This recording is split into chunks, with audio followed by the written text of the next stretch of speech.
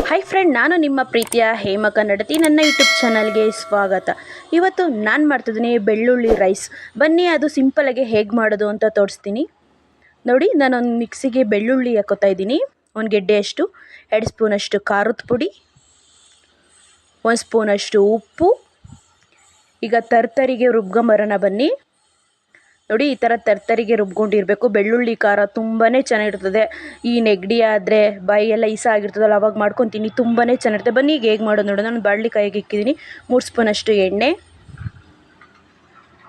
ನೋಡಿ, ನಾನು ಕಡಲೆ ಬೀಜ ಹಾಕ್ತಾಯಿದ್ದೀನಿ. ಕೆಂಪಾಗ ತಕ ಈಗ ಫ್ರೈ ಮಾಡ್ಕೊಳ್ಳೋಣ. ತುಂಬಾ ಚೆನ್ನಾಗಿರ್ತದೆ. ಬೆಳ್ಳುಳ್ಳಿ ಖಾರಕ್ಕೆ ಕಡಲೆ ಬೀಜ ಜಾಸ್ತಿ ಇದ್ದರೆ ತುಂಬಾ ಚೆನ್ನಾಗಿರುತ್ತೆ. ನೀವು ಟ್ರೈ ಮಾಡಿ ಹೇಗಿತ್ತು ಅಂತ ಕಮೆಂಟಲ್ಲಿ ತಿಳಿಸಿ.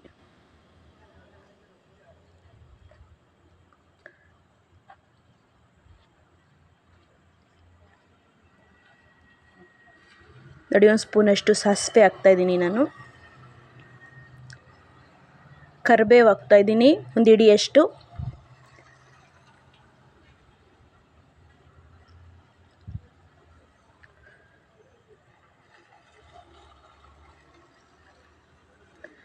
ಜಜ್ಜಿಕೊಂಡಿರೋ ಬೆಳ್ಳುಳ್ಳಿ ಹಾಕ್ತಾಯಿದ್ದೀನಿ. ಈಗ ಒಂದ್ಸಲ ಎಲ್ಲ ಮಿಕ್ಸ್ ಮಾಡೋಣ ಕೆಂಪಾಗ ತಕ.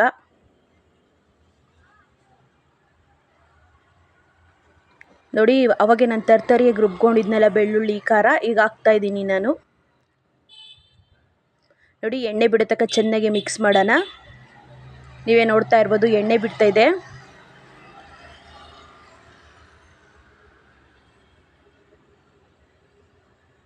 ತುಂಬಾ ಚೆನ್ನಾಗಿರ್ತದೆ. ಈ ನೆಗಡಿ ಆಗೋರಿಗೆ, ಬಾಯಿ ಖಾರ ಖಾರ ತಿನ್ನಬೇಕು ಅನಿಸ್ದಾಗ ಇದನ್ನು ಮಾಡ್ಕೊತೀನಿ, ತುಂಬ ಸೂಪರಾಗಿರುತ್ತೆ. ಈಗ ಬನ್ನಿ ರೈಸ್ ಹಾಕೋಣ.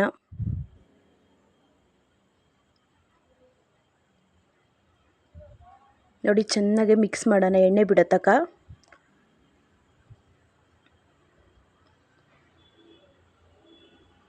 ನೋಡಿ, ರೈಸ್ ಹಾಕ್ತಾಯಿದ್ದೀನಿ ನಾನು.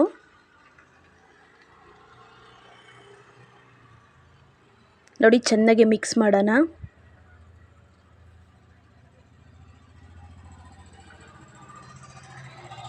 ಸೂಪರಾಗಿರ್ತದೆ. ನೀವು ಟ್ರೈ ಮಾಡಿ ಹೇಗಿತ್ತು ಅಂತ ಕಮೆಂಟಲ್ಲಿ ತಿಳಿಸಿ. ನೋಡಿ, ಚೆನ್ನಾಗಿ ಮಿಕ್ಸ್ ಮಾಡ್ಕೊಳ್ಳೋಣ.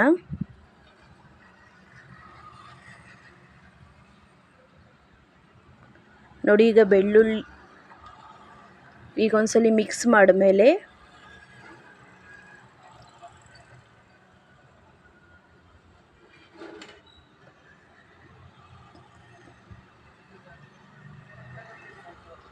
ನೋಡಿ, 1 ಸ್ಪೂನಷ್ಟು ನಾನು ನಿಂಬೆಹಣ್ಣು ರಸ ಹಾಕ್ತಾಯಿದ್ದೀನಿ. ನಿಂಬೆಹಣ್ಣು ರಸ ಹಾಕಿದ್ಮೇಲೆ ಚೆನ್ನಾಗಿ ಮಿಕ್ಸ್ ಮಾಡ್ಕೊಳ್ಳೋಣ. ಲಾಸ್ಟಿಗೆ ಕೊತ್ತಂಬರಿ ಸೊಪ್ಪು ಹಾಕ್ತಾಯಿದ್ದೀನಿ ನಾನು. ಕೊತ್ತಂಬರಿ ಸೊಪ್ಪು ಹಾಕಿದ್ಮೇಲೆ ಚೆನ್ನಾಗಿ ಮಿಕ್ಸ್ ಮಾಡ್ಕೊಳ್ಳೋಣ. ನೋಡಿ, ಸೂಪರಾಗಿದೆ ಬೆಳ್ಳುಳ್ಳಿ ಖಾರದನ್ನ. ನೋಡಿ, ಈ ಥರ ಇನ್ನೊಂದ್ಸಲಿ ಮಿಕ್ಸ್ ಮಾಡ್ಕೊಳ್ಳೋಣ. ಚೆನ್ನಾಗಿ ಮಿಕ್ಸ್ ಮಾಡಿದಷ್ಟು ತುಂಬಾ ಟೇಸ್ಟ್ ಕೊಡುತ್ತೆ. ದಯವಿಟ್ಟು ಇಷ್ಟ ಆದಲ್ಲಿ ಲೈಕ್ ಮಾಡಿ, ಶೇರ್ ಮಾಡಿ, ಕಮೆಂಟ್ ಮಾಡಿ, ದಯವಿಟ್ಟು ಸಬ್ಸ್ಕ್ರೈಬ್ ಆಗಿ, ದಯವಿಟ್ಟು ಫುಲ್ಲು ವಿಡಿಯೋ ನೋಡಿ. ಇವತ್ತಿನ ವಿಡಿಯೋಲಿಗೆ ಮುಗಿಸ್ತಾ ಇದ್ದೀನಿ. ದಯವಿಟ್ಟು ಒಂದು ಲೈಕ್ ಕೊಡೋದಂತೂ ಮರಿಬೇಡಿ. ಇವತ್ತಿನ ವಿಡಿಯೋಲಿಗೆ ಮುಗಿಸ್ತಿದ್ದೀನಿ. ಬಾಯ್ ಬಾಯ್.